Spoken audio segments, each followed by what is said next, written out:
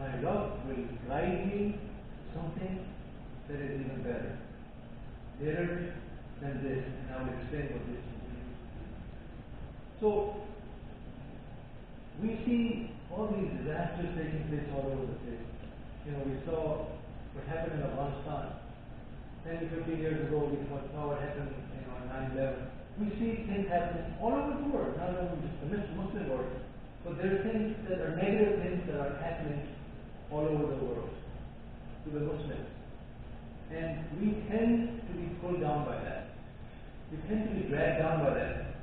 And we tend to say, oh my God, there is no hope. We sit there and we hope and we say, this is a hopeless situation. But Allah subhanahu wa ta'ala says no. He wants us to always be positive. Always have hope in what? Hope in His guidance. Because you can have all the wealth in the world. You can have all the money in the world. But if you don't have guidance, you have nothing. And you may not have much in this world. You may just have basics. But if you have guidance, you have everything. And that is what Allah is saying in this verse.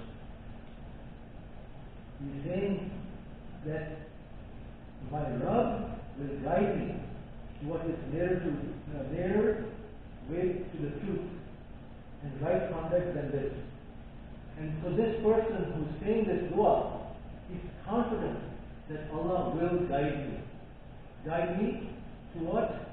To a state better than where I am right now. So think about the top of the surah of the cat. These young men, there was no Islam at that time. And they had idol worshippers, and they said to themselves, they didn't even know Allah. They said, we just can't be worshipping these things that these people are worshipping.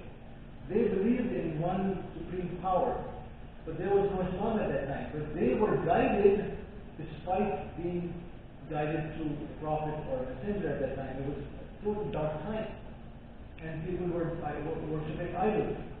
So they said, we can't do this. We can't do this what these people are doing. So they went away to the cave and stuff, and they isolated themselves, and Allah put them in that situation where they went to sleep for all those years.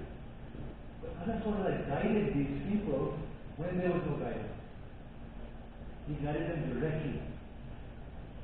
So guidance comes directly from Allah. Right now we have so much information. So much information. We have online resources.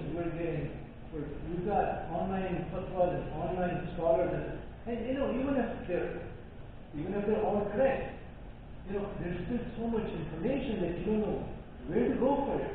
Which one is correct? There's a version. Do I go with this version? Do I go with that version? So there's no way you could say that it's difficult for the youth of today to figure out what is correct.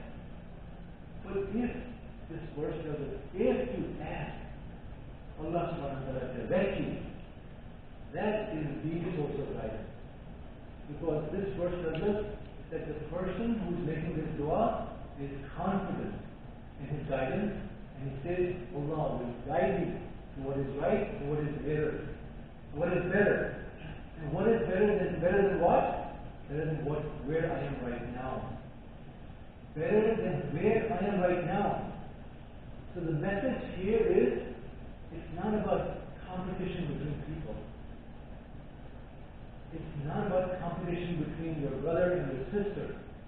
You go to the masjid and you see somebody who's there before you and say, wow, he came in before me and he came in before that. He gave the adhan and I just barely made it to the jama'ah, he's so much better than me.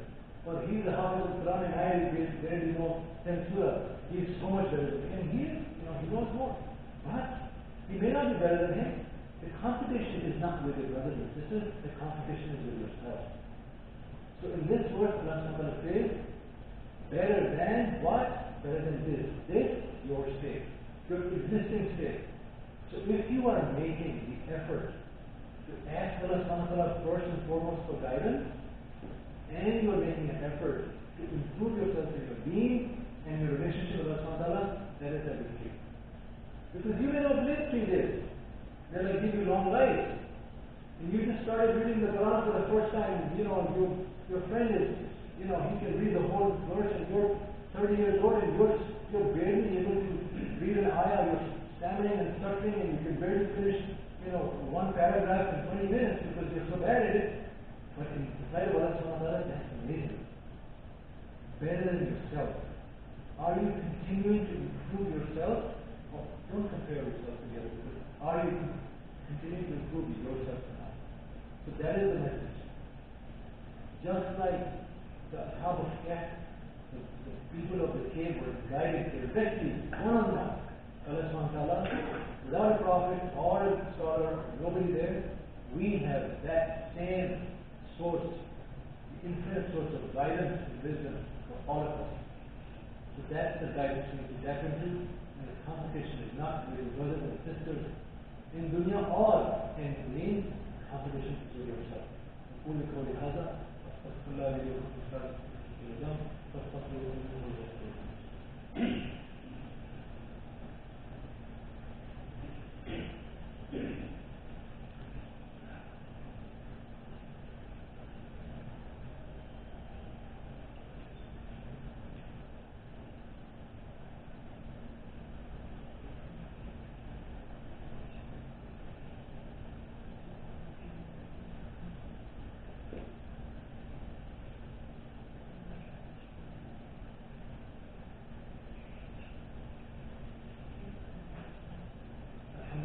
قدري وإحساني واشكر له توفيقي وامتناني واشهد ان لا اله الا الله وحده لا شريك له واشهد ان محمدا عبده ورسوله.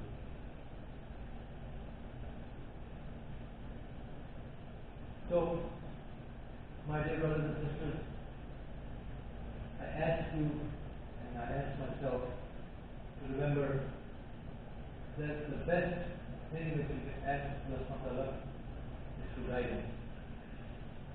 The best thing you can ask Allah subhanahu wa ta'ala is to guide us. Because if you're guided, there is no darkness. Even if you feel and if you perceive that there is darkness, there is no darkness. Because Allah is ruler of rule. When guidance comes from Allah subhanahu wa ta'ala, there is no question of darkness. You may feel that it's hopeless. You may feel that things are really unsettled in Afghanistan, or what's going to happen with the Taliban. People are coming up to me and asking me, what do you think about this? I just tell them one thing at this time, because I know. I have hope, and the ayah that we just read was an ayah of hope. A Muslim always is hopeful. Hopeful, Allah subhanahu wa ta'ala will make him better. Hopeful, Allah subhanahu wa ta'ala will guide us. So ask Allah subhanahu wa ta'ala to guide us at every step of our way. We ask Allah subhanahu wa ta'ala to allow us to remember that what we do is from Him. Any good that comes is from Him. Any effort that we make, it is from Him. And we never stop making the effort, and we leave the outcome to Allah subhanahu wa ta'ala.